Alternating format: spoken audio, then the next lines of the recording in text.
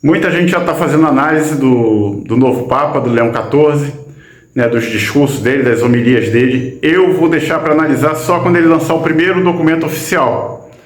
Vou esperar até lá, para saber qual é a linha dele, se é progressista, se é tradicional, enfim, conservador, né?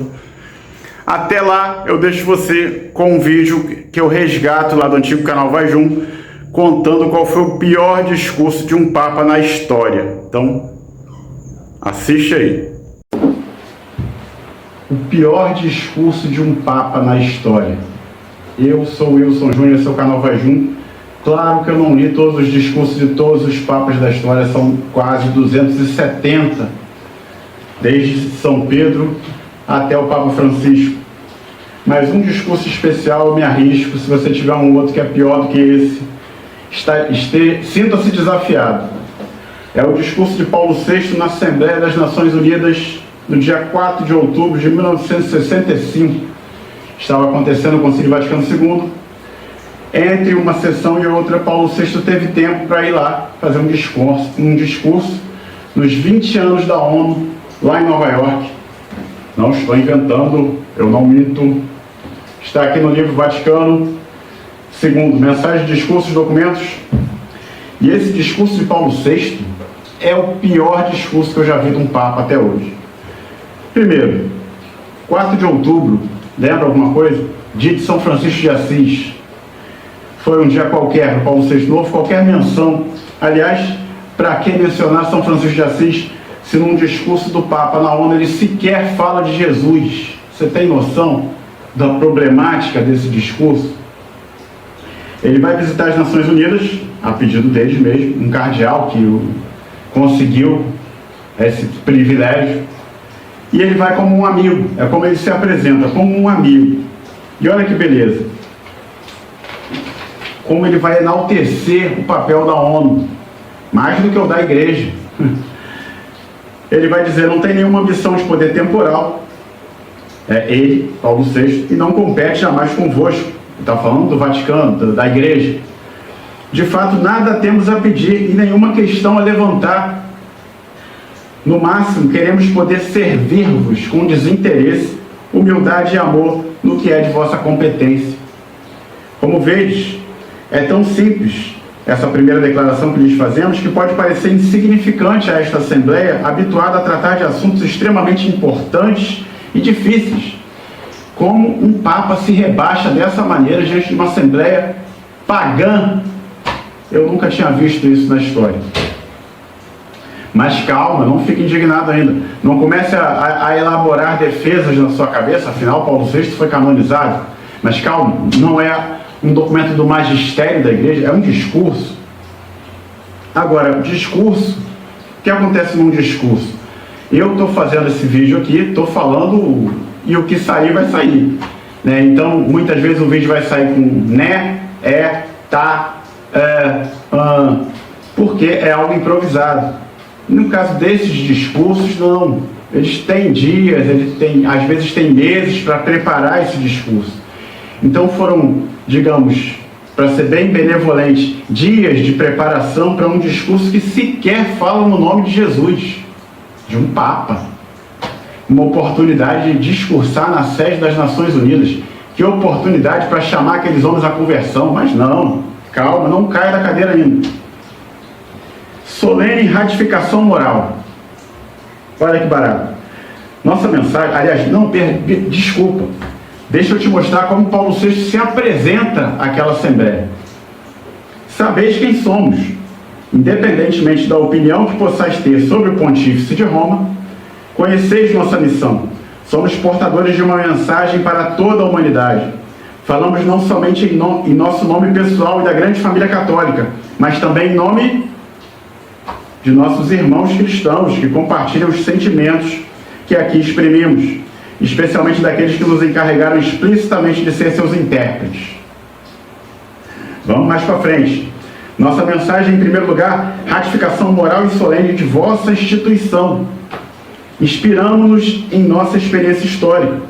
Como um perito em humanidade, é outro título que ele se apresenta, avaliamos vossa organização em nome dos nossos últimos predecessores e de todo o episcopado católico e em nosso próprio nome, convencidos que estamos de que, na civilização moderna, as Nações Unidas representam um caminho obrigatório para a paz mundial. E você, inocente, achando que a paz dependia de Jesus, não é mesmo? A ONU é o caminho obrigatório para a paz mundial. É isso que o Papa está falando aqui, eu não estou inventando. Vamos continuar alguns pontos interessantes desse discurso que é sensacional. Uns com os outros. Sois uma associação, uma ponte entre os povos, uma rede de relações entre estados. Quase diríamos que sois caracterizados na ordem temporal pelo que a Igreja Católica procura ser na espiritual, única e universal. Olha que barato. Você está entendendo o que Paulo VI está falando aqui? Calma que você vai entender. Nada se pode conceber de mais alto no plano natural na construção ideológica da humanidade. Vossa vocação, a da ONU, é levar a todos a se confraternizarem. Não apenas alguns, mas todos os povos. Difícil, sem dúvida, mas é a vossa tarefa, nobilíssima. Presta atenção agora.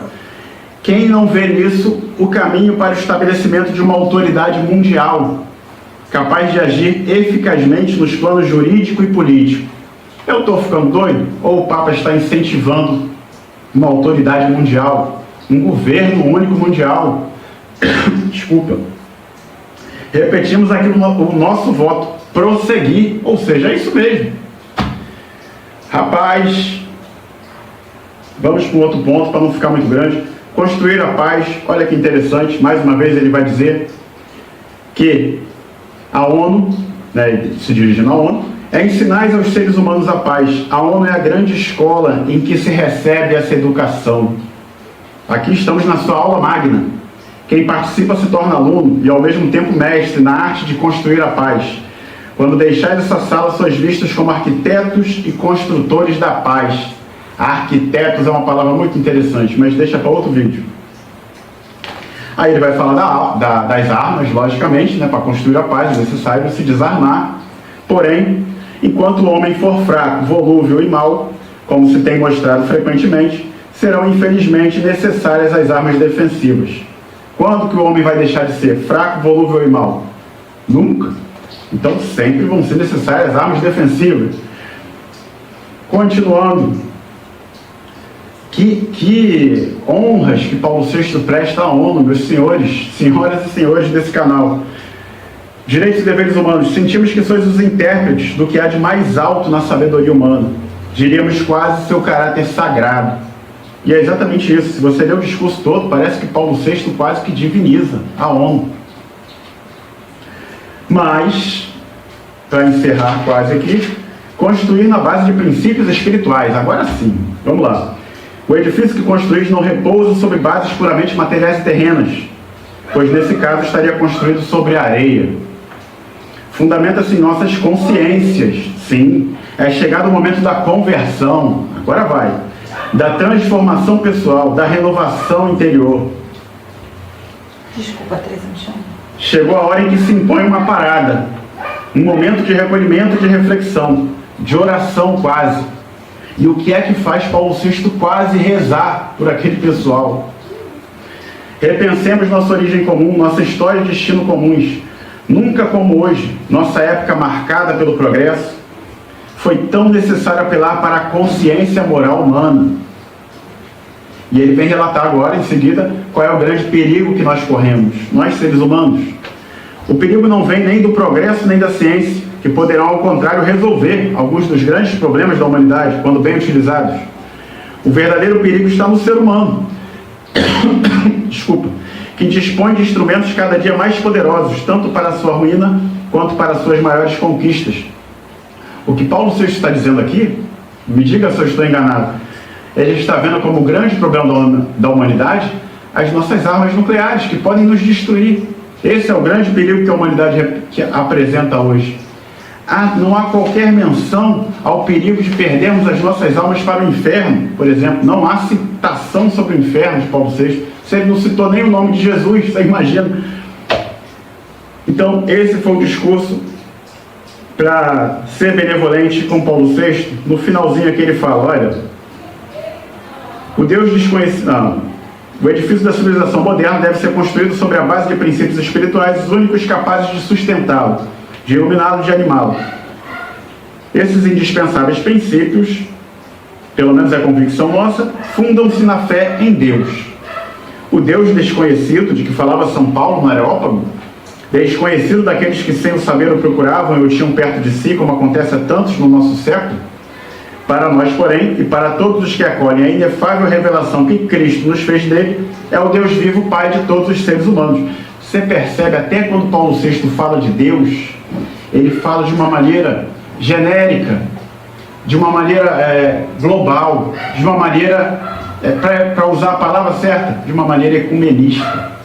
Ou seja, ele não quis citar o nome de Jesus, porque vai escandalizar as pessoas que não creem em Jesus e que estão ali, mas ele fala de Deus porque todo mundo crê em Deus, então não vai ofender ninguém.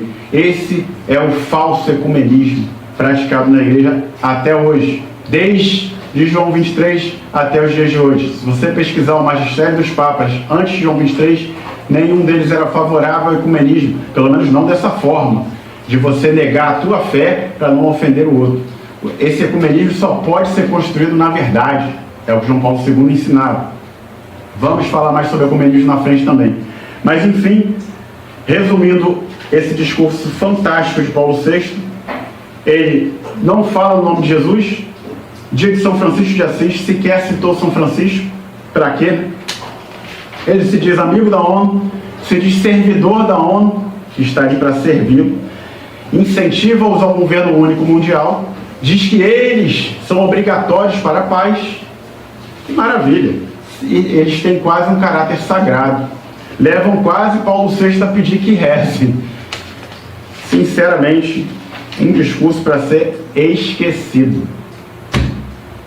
Deixe seus comentários se você discorda ou se você tem um discurso pior do que esse. Me diz se eu interpretei tudo errado, se eu li tudo errado. Enfim, fique à vontade. É isso aí.